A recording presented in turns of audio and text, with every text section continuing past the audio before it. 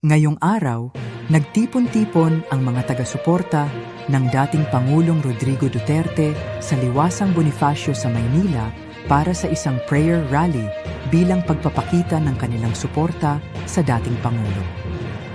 Kanina lamang, bandang 3:00 ng hapon, nagsimula ang programa sa Liwasang Bonifacio kung saan daan-daang taga-suporta ang dumalo upang ipahayag ang kanilang pakikiisa at panalangin para kay dating Pangulong Rodrigo Duterte. Ang pagtitipon ay naglalayong ipakita ang kanilang suporta sa gitna ng mga kinakaharap na issue ng dating Pangulo.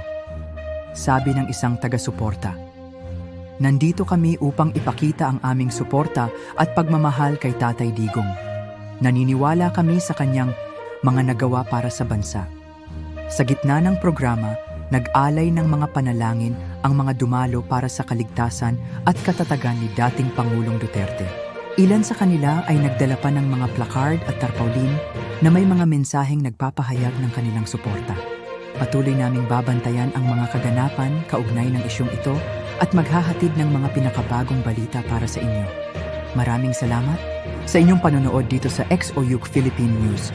Manatiling nakatutok para sa iba pang mga balita at impormasyon.